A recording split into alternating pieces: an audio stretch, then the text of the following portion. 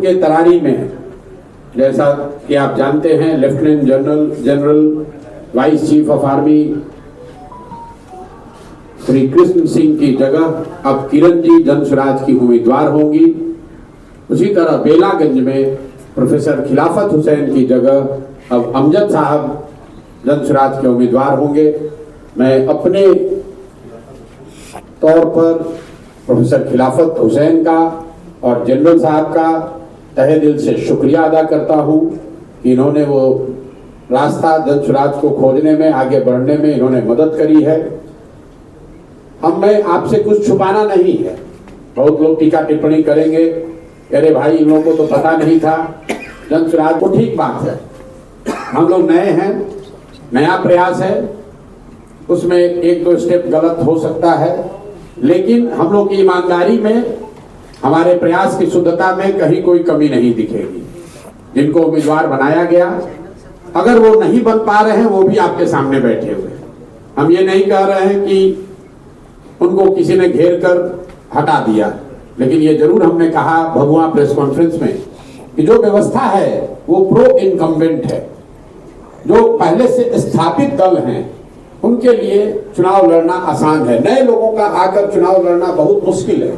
आप देखिए, बिहार का सियाचिन में सेना को लीड कर सकता है, देश में सेना को रिप्रेजेंट कर सकता है, लेकिन तरारी में चुनाव नहीं लड़ सकता है, अपने घर में चुनाव नहीं लड़ सकता है। क्यों? क्योंकि यहाँ के इलेक्टोरल रोल में, मतदाता सूची में इन्होंने अपना नाम दर्ज नहीं कराया है।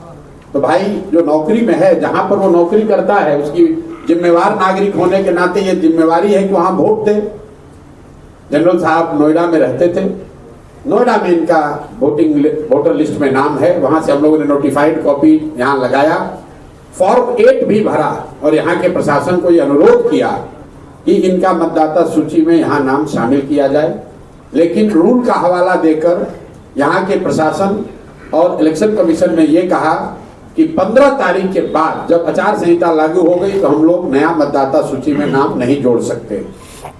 हम लोगों ने अपनी ओर से सारी कानूनी सलाह ली, जितने यहाँ कानूनविद हैं, यहाँ पर सुप्रीम कोर्ट में हर जगह बात की, कोई रास्ता नहीं मिला। तो हम लोगों ने जनरल साहब से अनुरोध किया। अब हमारे पास एक ही विकल्प जनसुराज के पास था, या तो हम लोग इसको राजनीतिक मुद्दा बनाते, या फिर नेगेटिव सोच से हटकर एक पॉजिटिव प्रयास के लिए शुरुआत करें।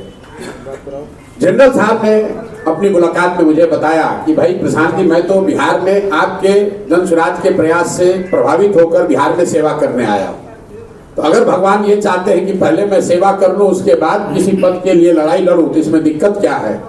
पहले से जो आपके 4-5 साथी, मेरे जुड़ने से पहले जो लोग तरारी में उम्मीदवारी के दावेदार थे, उनमें से किसी एक व्यक्ति को चुन लिया जाए।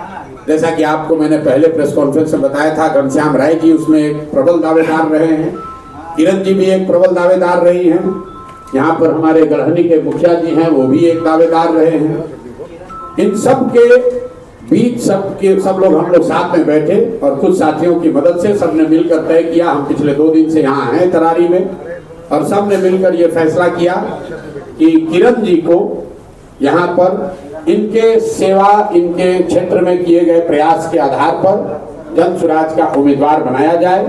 तो मैं इनको अपने दिल से और अपनी तरफ से व्यक्तिगत तौर पर और जनसुराज परिवार की तरफ से शुभकामना देता हूँ। और मेरी ये समझ है कि तरारी में सब लोग मिलकर अपने आप को यहाँ के राजनीतिक बाहुबलियों से मुक्त कराएंगे और एक स्वच्छ छवि की महिला को, अपने तरारी की बेटी को जिताने में योगदान करेंगे।